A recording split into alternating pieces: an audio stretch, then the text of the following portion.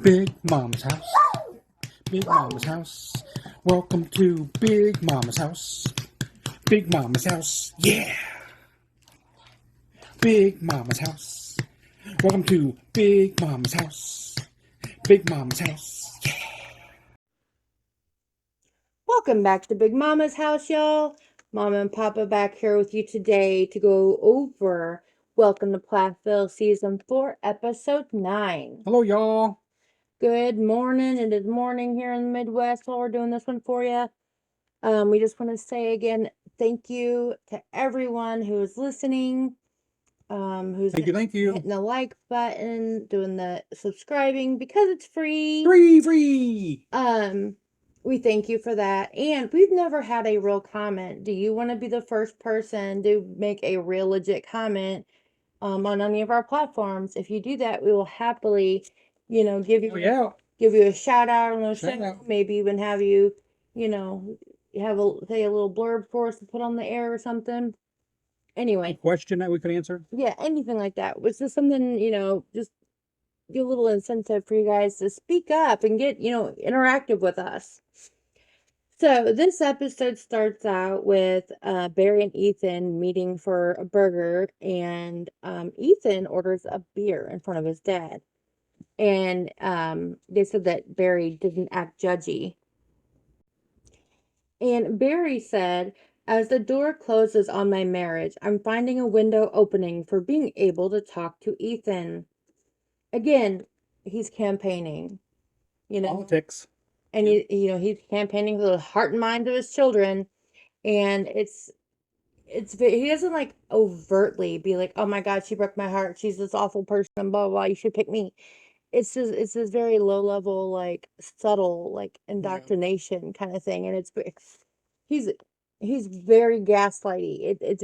He gives me the big old creeps. I think it's just the way he is.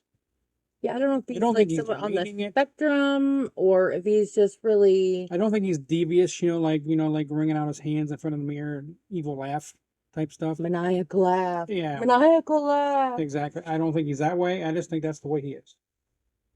I think he intentionally is doing it because he thinks that as the mom and the one that, spent the most time with the kids, that they're going to naturally choose her. Yeah. And so he's using this opportunity of the initial separation to, like I said, start campaigning to be, whose side everybody's going to be on. Yeah.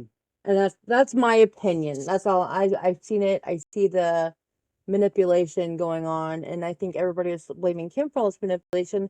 But it seems to me like she's being the one open and honest, and Barry is the one being the very manipulative, controlling one. And I didn't realize this, right? But on some of the Plathville Facebook pages, there's like a lot of them do not like Kim for some reason. And it's crazy. They're like rabid. Yeah, the pro Olivia.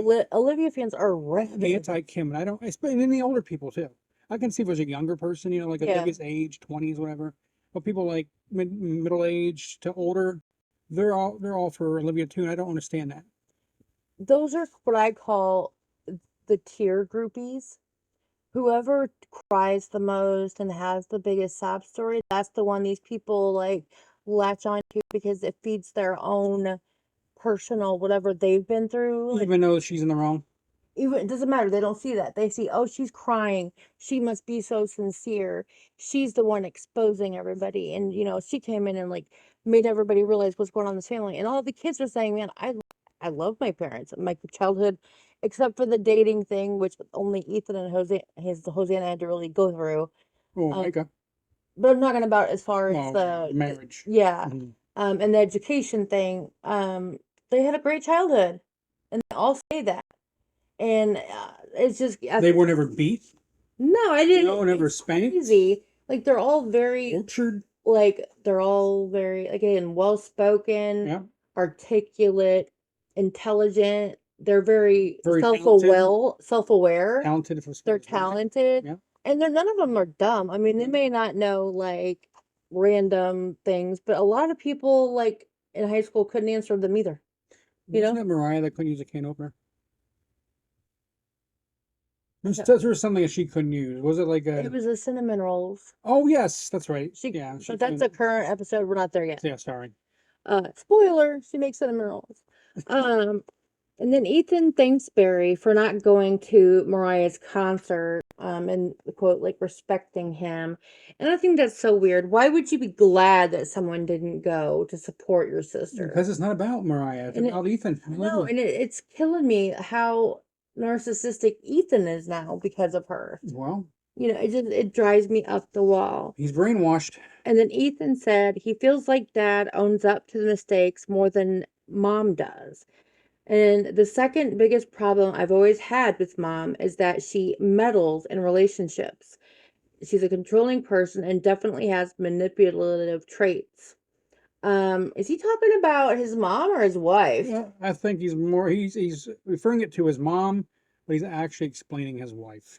Yeah, and he doesn't get that connection. No, It's crazy. no. Olivia's Got him known, brainwashed. you know, Totally. is the one that's wrong here, in my opinion. I mean, as far as the upbringing and the whole strict religious thing, that's their own Yeah. between them, That's not against the law. No, and a religious thing, I understand that they may grow up and not approve of it or whatever, and that's okay. But he's cut them off for making human mistakes. So here you go, everybody. If you're an anti-Kim person and you do the same exact thing to your kids that she does as far as like dating wise, as far as like you got to meet the boyfriend or girlfriend before anything, stuff like that, then you are just as wrong as she is if you think she's wrong. I personally don't think she's wrong. I personally would love, and we did actually at one point in time, meet our daughter's boyfriend. Mm-hmm. And there's nothing wrong with that. Well, no, I think it was the strictness as far as you can't hold hands, you can't kiss, you can only write letters or phone calls for months at a time. Mm-hmm.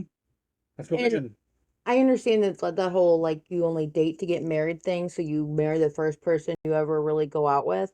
That's not a good thing. That's on a road to happiness. Nope. And obviously, I think Kim and Barry see that now. I think Ethan and Olivia see that now. And he also said, that's not someone I choose to be close to.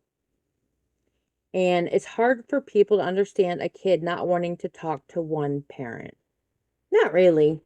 I mean, it happens a lot. A lot of families, yes. But I think he's choosing the wrong path here, because in a separation or something, that's a relationship between two people. Yes. You cannot really, unless someone's cheated or been abusive or something like that, you shouldn't choose sides. People are human.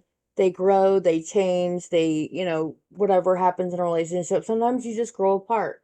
And sometimes you just aren't in love with that person anymore. And it's heartbreaking and it's sad, but it happens and everyone has a right to be happy. And it's no one's fault. It just happens. Exactly. And the thing is that she's not using fault, really. She's just like, I'm not in love with him anymore. Oh, I know. I'm talking about the people that are blaming Kim. Well, exactly. And it's like that blame game is a really, really bad place. It's a bad thing to start. I mean, there's so many times I want to comment in the comments, but I don't. Me too, because you're just going to get swarmed. Yeah, I don't. Yeah. And then Ethan said, Dad is a straight shooter and I trust him. My mom, I don't trust her. I think he's a really bad judge of character. Yeah. Because he's trusting Olivia and no. I mean, Kim and Olivia are kind of alike to a point.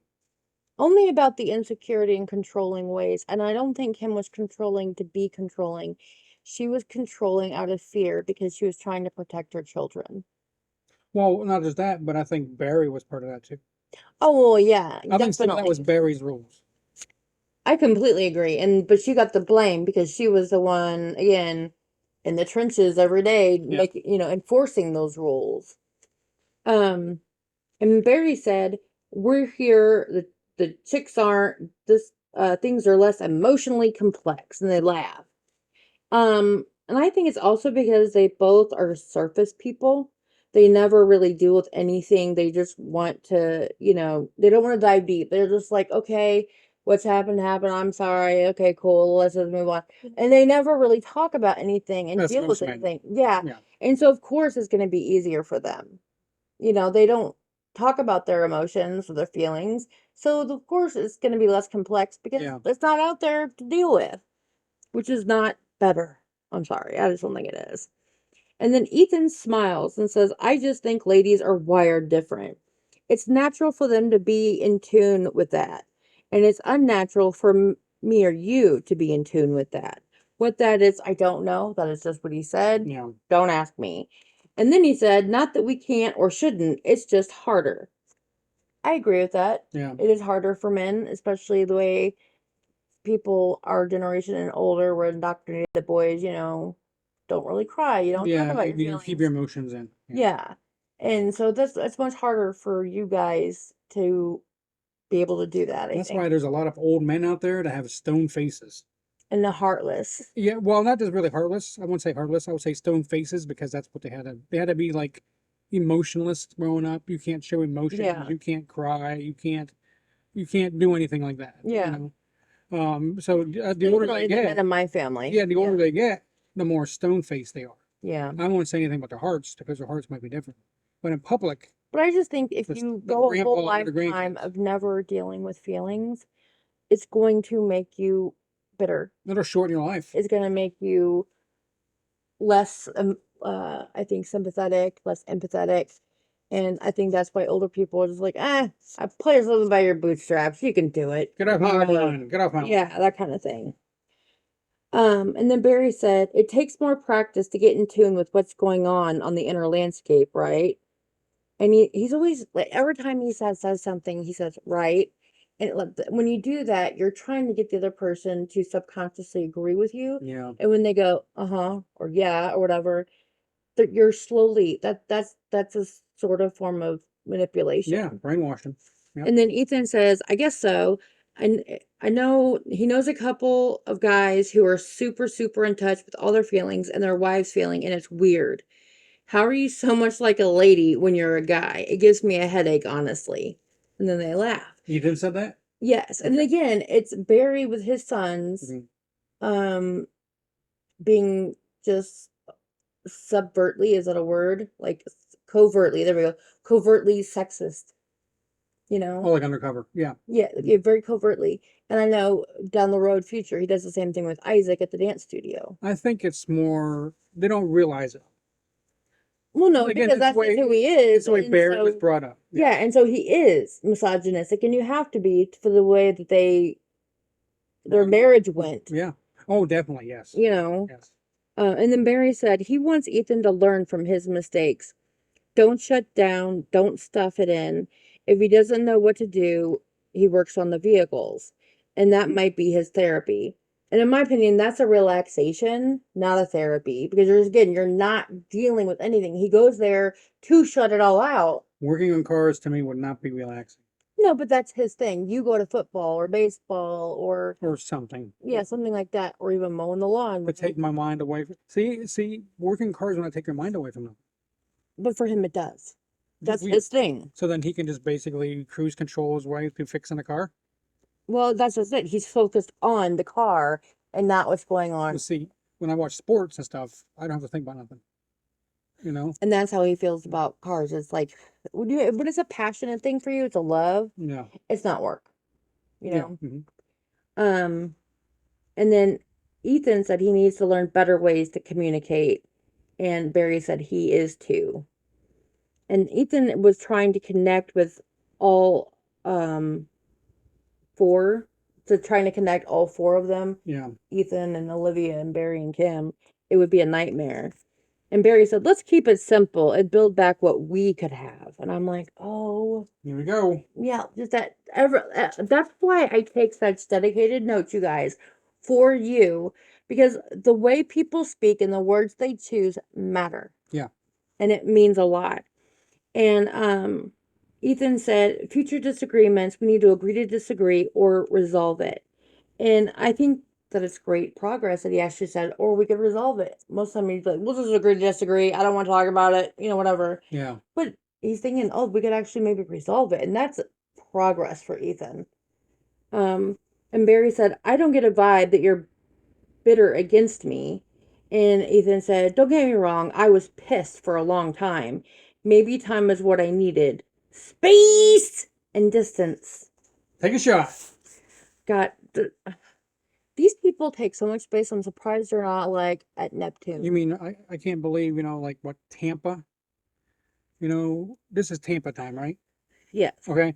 Tampa, between the space between Tampa and Cairo is not enough space. Evidently not. That's a lot of space. And then in his interview, Ethan said he wants to let go of the stuff with Dad that's holding them back and just move on. Again, not dealing with anything. Yeah. Just let it go and move on. Nothing ever gets resolved. Yeah. Just move on. Go work on your cars. Go lift the weights, Barry. I don't think he's doing that quite yet, but I think soon. that would actually be me. Yes, you're more physical. Yeah, I would go lift the weights. Mow the lawn. Go to the gym. Yeah. And Barry said, I'm proud of you. You're a great young man. You're doing good. I'm happy for you and I love you. And now he's love bombing him. The things that he never said to him and all that, now he's giving it all to him. And we're actually talking like this, like it's something bad. And I don't think Barry is actually meaning it for it to be bad. No, but he's campaigning hard. Yeah. He knows what he's doing. And he said, thank you. I love you too, with this huge smile. The huge smile that you don't see on Ethan's face much anymore. Yeah, true. And so, I was really happy that was a happy moment for Ethan. But at the same time, he's getting brainwashed even more against his mom. Yep, against his mom. And in the interview, he said, Dad never said proud much when I was a kid, so it means a lot. But Dad probably never did either. So he's trying to learn from everything that's happened and make sure I know how he feels about me. And see, he makes excuses for Barry, but Kim is the devil. There's nothing that would excuse her ever. And as a mom, it really pisses me off. Oh, yeah, I can see. It's not fair. And he says, that honestly helps move forward with everything that's happened the last several years. All because he said he was proud of him. That fixed everything. Maybe he never said that before. Well, that's what he said. He said he never said it much. I mean, he might have in his own little way. Right. But he didn't come out and actually say the right words. The right words, exactly. And then Barry said that the old Ethan is back. Not stoic, not Mr. Say Nothing and Move On. That's what Ethan was. When he was a kid, he didn't say nothing, just move on. Exactly. So he has changed. Yes. So there was the old Ethan's gone. But later that day, he buys a Harley. Yep. That's Ethan. Yeah. Where did he get the money to buy all these vehicles? Like Harley. And to fix them up. Yeah. I have no idea. So that takes money to fix them up too. I mean, I know some parts aren't as expensive as others. So after that, he bought the Harley, and then it shows him driving it home, and it breaks down coming home to Tampa. Yeah. And then he said in his interview, he's got a lot to talk to Olivia about. She had called him before and asked if he had been home or talked to his dad. He lied and said no because he didn't want to talk about it on the phone. He said thinking about his parents on the ride home. I think that's another one for him when he's riding his motorcycle, driving his car. He can just think. There's a lot of highway between. Exactly, it's like 4.5 hours, something like that. So he's just thinking about them on the ride home, and he said if it could happen to them, it could happen to anyone, including him. And right here, I think it opened the possibility for him that divorce is a possibility. Yes. It is now another option for him to choose. And I think that scares him. Well, I don't think he actually really loved Olivia to begin with. Oh, I do. I don't think they loved. She didn't love him. I don't. Well, here's the thing. I mean, can you really love somebody just out of high school? They knew each other for like 4 years. Exactly, but can you really? I mean, a lot of high school sweethearts. I'm not saying all of them, but a lot of them do not last. Correct. Because of that. Because your high school sweetheart. You have a lot of growing up to do. You never had another box of cereal. You had that one box of cereal your whole life, basically, and didn't have another brand. Okay? So, when you get older... One of my brand is really, really good. Well, you get sick of it after a while. You get sick of that brand. Maybe we need to have a chat after the... No, I'm not talking about us. I'm not talking about us. I'm talking about high school. We're older. High school kids are young. Older. Okay? 18, 19, you're young. Very. And you don't know what you want at that age. You really don't. Most of the time, most people even if you think you do, yes, you don't. So being made to be in that marriage like that I can see where Ethan would be pissed. He wasn't made to. He just wanted out, and that was the only out that the only way he could be with Olivia is to marry her, right? The only reason she married him, get out of her family, was for freedom. Yeah, but I mean, that's not a good reason to marry. No, it's not. And now they're stuck. And that's his big issue with the parents, was that he was forced to get married very, very young before he really should have. To somebody that he didn't really know that well, evidently, because again, they were very young and they weren't grown yet. They've known each other for 4 years, you said. I'm just saying, you said they didn't know each other. They knew each other, but they weren't grown into who they were going to be. Exactly. They were still kids. Yes, changing. Exactly. Ever changing. And then whenever Olivia, it shows Olivia coming home and Nathan's in the driveway working on his motorcycle, he asks her if Ethan is there, and I'm like, dude, she just got there, supposedly. Mm-hmm. And you've been there working on your motorcycle and stuff. They're longer than anybody else. Like, what the fuck? Yeah. Wouldn't you know if he's there or not? Better than her? Maybe he left for some reason. Oh my God. I'm not real big. Nathan's not a big part of the story. And then Nathan said he's a shit disturber. He said he was supposed to be back a week ago. And by the way, y'all, Nathan is a right-wing nut. He has a song out about what happened to America and values, and he's very anti-LGBTQ. He's a big old right-wing nut, and he thinks he's a songwriter or musician and whatever, and I think we should all boycott his ass because he's not a good person, in my opinion. He's not a good singer either. No, or songwriter. Um, And then Olivia said he left and promised he'd be home in 2 days. He has no idea what goes on, or she has no idea what goes on in Ethan's head when he's in Georgia. And she hasn't been able to reach him while he was in Cairo. And then she laughs and calls, she said she called him 16 times and he picked up once. That was towards the end of the trip, wasn't it? Yeah, well, the entire time, because he didn't want to talk to her because he didn't want to talk about all that was going on the phone. So again, he avoids it. Mm-hmm. And by not answering text or phone calls, all it does is push her. What he should do, right, is answer it, talk to her. Say, look, I don't feel like talking about it now. Wait till I get home. Yeah. Instead of avoiding her, answer the phone, Ethan. Just be straight with her. Yeah. And then she said she talked to a couple of friends from there, and she's sure that Barry and Kim are separated. And she asked him about it, and he said he knew nothing about it, which of course we know was a lie. He lied to her, but I get his reasoning, but the way he handled it was wrong. And then a minivan pulls up in front of their house, and out pops Ethan. And he tells them that his motorcycle broke down, the one he just bought that she didn't know about. Yeah, another one. Yeah. Car and a motorcycle. And then Nathan says, "You better be kidding. What the fuck is it his business? Why is he inserting himself into their business?" Because he has nothing else to do. Because he's a shit disturber. Yeah, he has nothing else to do. No, it's ridiculous. And then Olivia, giving something else to do in that show. Olivia said, "Are you serious right now?" And Ethan's like, "Yeah." And he got this big smile like, "Surprise, I got us a new motorcycle." And then she's like, "Why?" And he told her that his old motorcycle was at Phillips in Georgia with the rest of the cars where she doesn't want him to be. And of course, that's a trigger for her. And he wanted a motorcycle there in Tampa. Yeah, and so it's just, of course she's upset. And he said, why would he not tell her?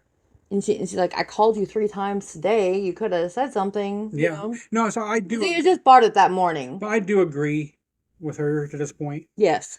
All right. If it was you and me, all right, we would want to hear from each other. If I called you and then talked to you for a few days and called you and you didn't answer, I would think something. Yes. And vice versa. Yes. And that goes with any marriage. Yeah, and not to mention that I'd be worried and then pissed that you worried me for no reason. And especially when he loves to buy his cars and motorcycles. She doesn't know if he's in a ditch somewhere. True. On the way home. Stranded. That's a 4-hour trip.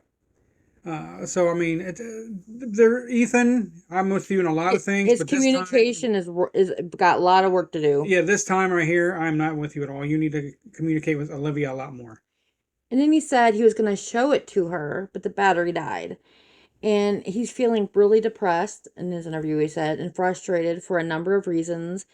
his parents divorced, the motorcycle died, and he knows there's going to be an argument when Olivia finds out that he met up with Barry, but he's at his limit. He just can't deal with any more right now, and like I think he's so overwhelmed that he doesn't even have the words to talk about it. This sounds like a country song Nathan has to write and perform. Oh my goodness. It does. It sounds I would still boycott him. Well, I would too, but I'm saying he's some just people out there he's that want having a really hard time right Yeah, now. that's how country music starts. And then Olivia, she smirks and in his fake ass cheerful voice goes, "Well, welcome home, motorcyclists." And I'm like, Yeah. just fucking twist the knife, man. Because she knows that he knows about his parents. Yeah. You know, so she knows he's already fucked up in his head. And then just twist that damn knife. And then she's not a good supporter. And then he just looks defeated and he mumbles, "Okay," and goes in the house. And she says he slams the door, but I don't think he's really. I've slammed doors where the whole house shook. Yeah, he didn't slam the door. He didn't slam the door. And then, of course, she calls after him and he ignores her. And well, wouldn't you? At that point, Ethan said he just wanted to be left alone. And then he's sick of the drama. Yes, and Olivia said she's got damage control to do to Nathan. And he went, "Uh-oh." And I'm like, "Oh, you guys are so stupid." And Olivia thinks that it's childish to storm off and slam a door when your wife is saying, "Why didn't you tell me about this big thing you bought?" And I'm like, okay, maybe there's I a get reason. that, but the way you go about things, does that make it safe for him to be honest? Yeah, I mean, the reason he doesn't want to be honest is because he doesn't want to start anything. Like, it took you a long time to trust me that you could be honest, and I would be more understanding than if you lied to me. Because if you lied to me, that breaks the trust and we don't have a relationship. No, but I'm saying because you were in I know. a family where you couldn't be open and honest about a lot of things. And so it took time for you to learn that you could trust me with But it. see, we weren't high school sweethearts. You think being high school sweethearts, you could trust that person a bit more because you've known them basically your whole life. You would think. You would think. And then Ethan asked her, "How mad are you at me?" And then she goes, "Decently pissed." And I'm like, should he have consulted her before buying a motorcycle? A normal marriage, yes, the husband or wife should perform. This isn't a normal marriage. Unless that's his business. You know, I mean, maybe these cars are and refurbishing them. Maybe he is going to sell some of them, and that's going to be a business for him. I don't think he'd have started selling by now. Well, remember, I think he said he has been trying to sell some of them, but I don't know if he has or not. I think he falls in love with them, doesn't want to sell them. Yeah, and I don't blame him. That's his thing, you know? Yeah. And then Ethan said he will tell Olivia about his parents, the split, and seeing Barry, but not on camera. And he says it's not fair to her to get all that knowing that he lied to her and everything else. And that way they can maybe be more honest with each other and not have to worry about the look of it for the rest of the world. Yeah. You could just be yourselves and talk about a very serious situation. People can turn on them in a heartbeat. Yeah, I mean, yeah, it's tough. So I don't blame him for not wanting to do it on camera. And then Olivia said that she knows Ethan is upset about stuff. And I'm like, again, why would you be such a snarky bitch to him if you know that? And then Ethan said he wanted to come. He said, "Do you want to come with me to fix the bike?" And Olivia says, "You've got a lot of nerve, but maybe." And I'm like, oh my God. I like the but maybe part. It was But, and then I'm like, I'm a lot like Ethan. When I'm really, really struggling, I have to work through it in my head. And then I can turn to my people, you know, to discuss it and work it out. And I'm also very private. I don't like everybody knowing my business. It's like, that's just how I am. Yeah, we don't go posting stuff on Facebook. No, not the serious things, the important, you know, like the big shit. And so I get it. Like I have, you know me, I'm very analytical. I need to run through shit in my head, to, like work out the details, and then, or before I freak out. And how you're gonna say it. And I need a plan and all that stuff, so I can like get myself in check, and come work through things in my head so that I can be rational. You know. Yeah. So I kind of get that part of him. And then Olivia hugs him and says she's glad that he's home and that she missed him.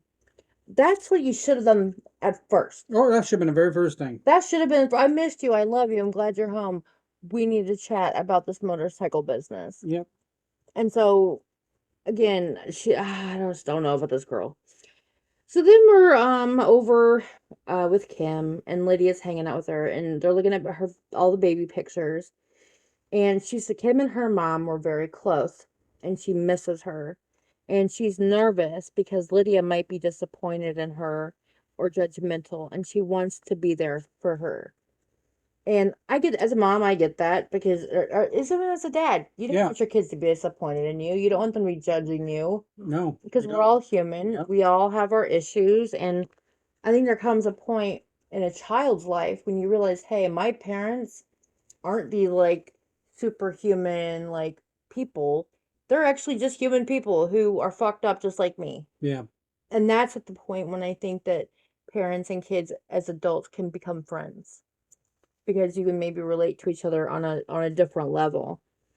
And then Kim said she feels totally stuck and wants to move forward but doesn't know how. I've been there too.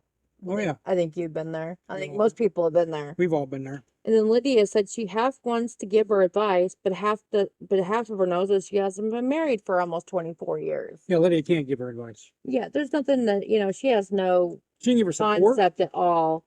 She can support her, but not give her advice. And then Kim said, "What advice would you give me?" And Lydia said, "After 24 years together, it's not working. Take some time and find out why it's not working, and then do what needs to be done to fix that." And Kim said, "What time frame are you thinking?" And Lydia said, "However long it takes." And Kim said, "Another 24 years?"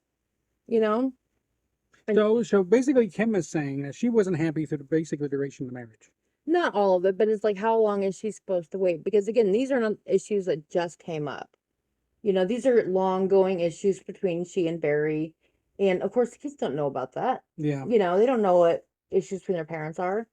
And so they just think it's just this whole new thing, and mom's just freaking out over nothing. But it's a long-going thing, and she's just tired of begging to be, appreciated.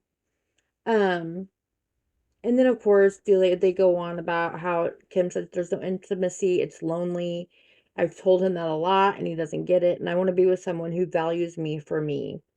And I think that's very well put. And it's honest, but without blaming and without too many unnecessary details. That is how a parent should discuss a separation from the other parent to a kid. Yeah. Not the way Barry's doing it. Not the way Micah wanted her to explain it. Right. And she said, "I'm tired of being neglected. It's hard for me to stand up for myself and say I'm worth being loved. But I am. I deserve somebody to listen to me and connect with me and care about me, not just ignore me." And I think that is, again, as honest as you can be without too much blame, but giving more specifics when, especially the older kids, just like, "I don't get it. What are you talking about?" From our perspective, you guys were together. And then we go back to Ethan and Olivia, and they talked about the meeting and everything. And Olivia thinks it's good that they talked without Kim because she thinks all the hurt, manipulations, and controlling didn't come from Barry. And so everyone is using Kim as a scapegoat. Yeah. So that they can all move on and get past things. Oh, we're just going to put it all at her. She did everything. All these rules, all this stuff, it was all mom. Yeah, and it's not only one person. It always takes two people. Two people for a successful marriage. And two parents. And then Barry said things to her and about her, but he never intentionally hurt her. And it's easier to have a relationship with him without Kim in the picture. The reason is because they're anti-Kim. Yeah. Right? And Barry right now is kind of anti-Kim. So they have something in common. Yes. So that's the only reason. And everybody can blame Kim and get along. Yeah. Now, if Kim and Barry were still married and marriage is going strong, they wouldn't be in this situation right now. Mm-hmm. Ethan wouldn't be talking to Barry. Then we go over to Micah, and he's hanging out with his mom, and they're having a drink together for the first time. And she said that Barry is very anti-alcohol, except for kombucha, which I looked up because I don't know anything about kombucha, and it's technically non-alcoholic, with 0.05% alcohol. What is it? Um, Like a Chinese tea or something? Something, I'm not really sure. It looks disgusting. But then she said, as his wife, she went along with everything he said. Well, she has to. She's the wife. But and in their culture, that religion or Yep. whatever, the woman was subservient to the man. Yeah. I think the truth is coming out slowly that Barry was the one with more of the control issues. You know? Oh, I think so too. I do. Um, and then they have little drink together and everything, and she's just said she's ready to have a little bit of fun, and she has the freedom now to have a drink with him if he wants to. Um, and Kim said again, all the kids want to know why, and so she told him that Barry is really hard to connect with emotionally, and that's what she's craving is a real connection. And Micah said now he's making more of an effort to be open, and it's easier to talk to him and to communicate. And she's like, yeah, but it's I sorry about that, guys. That's what happens when somebody comes home. So this last bit here, we're almost done, and it's very important. And Micah asks her, what made you raise us the way you did? And she said, it's uncomfortable. Several things. She said when she was 4 or 5 years old, her mom hired a teenage boy to babysit her. And of course, she's alluding to some sort of sexual abuse. And she said that was a regular thing for her growing up. And so of course that would make her very protective of her children.